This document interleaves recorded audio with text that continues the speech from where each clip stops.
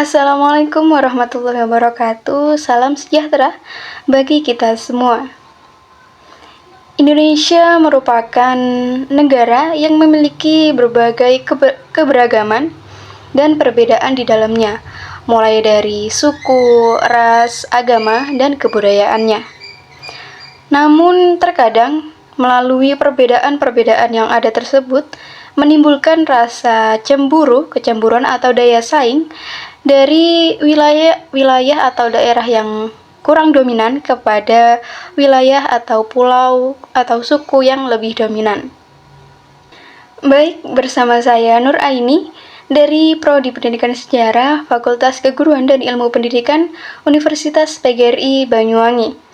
5 menit ke depan akan bersama Anda mengulik mengenai fenomena Jawa sentrisme yang ada di Indonesia.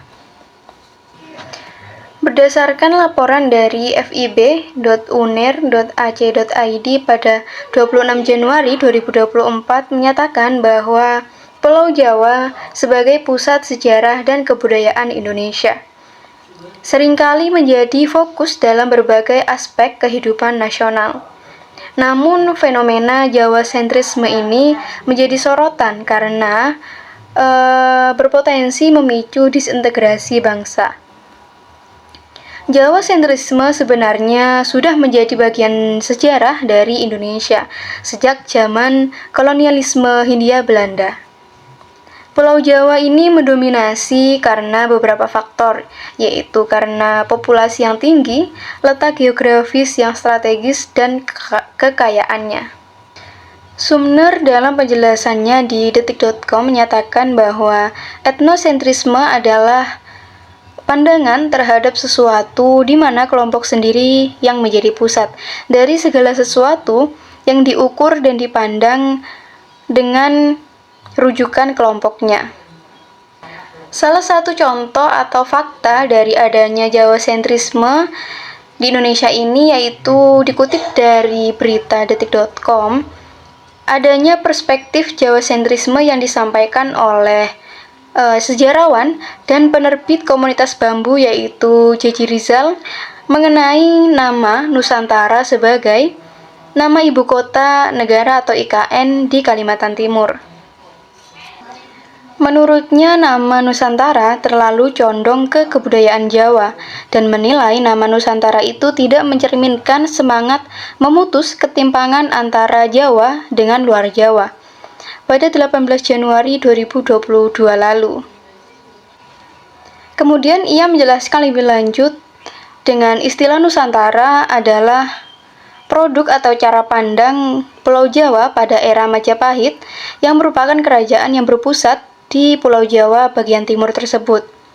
Terlepas dari perspektif yang ada, Presiden Joko Widodo telah memilih dan menetapkan nama Nusantara menjadi nama untuk ibu kota yang baru. Alasan pemilihan nama ini karena istilah Nusantara sudah terkenal sejak dulu dan menjadi ikonik di dunia internasional. Dalam pemilihan pun juga melibatkan beberapa ahli bahasa dan ahli sejarah yang kemudian mereka merekomendasikan beberapa nama-nama untuk nama ibu kota yang baru, seperti Negara Jaya, Nusantara Jaya, Nusa Karya, Nusa Jaya, Pertiwipura, Wanapura, Cakrawalapura, dan Kertanegara. Dan pada akhirnya, terpilihlah istilah atau nama Nusantara sebagai nama untuk ibu kota yang baru. Dari perspektif saya, dengan adanya fenomena Jawa sentrisme ini sebenarnya bukan hal yang baru atau hal yang aneh. Karena memang nyatanya Pulau Jawa sebagai pusat sejarah kebudayaan, populasinya yang tinggi, letaknya yang strategis, dan bahkan fenomena ini sudah terjadi sejak masa kolonialisme Hindia Belanda. Tetapi saya tidak setuju dengan adanya perspektif yang mengatakan sedikit-sedikit itu adalah Jawa sentrisme terhadap suatu hal seperti berita, pembangunan pemerintahan, dan berbagai acara kebudayaan di Indonesia. Karena menurut saya fenomena atau munculnya pemikiran bahwa itu Jawa sentrisme adalah adanya rasa kecemburuan dan daya saing dari daerah lain kepada Pulau Jawa karena daerahnya jarang terekspos atau kurang dari segi pembangunan, kebudayaan, dan lain sebagainya di media sosial, ataupun dari tindakan cepat dari pemerintah sendiri.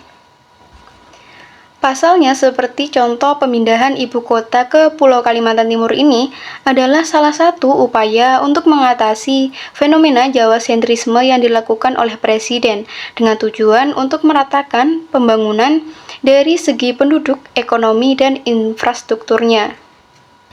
Tetapi fenomena Jawa sentrisme ini juga harus diatasi, seperti salah satunya dengan memandang suatu hal atau berita atau kebudayaan dengan sudut pandang yang lain, tidak memikir atau memberi perspektif dengan sudut pandangnya sendiri demi mewujudkan Indonesia yang adil dan seimbang demi menjaga keutuhan Negara Kesatuan Republik Indonesia. Baik, itulah tadi pembahasan saya pada kesempatan kali ini mengenai fenomena Jawa sentrisme di Indonesia. Terima kasih atas perhatiannya, kurang lebihnya mohon maaf apabila ada salah kata. Salam sejahtera bagi kita semua. Wassalamualaikum warahmatullahi wabarakatuh.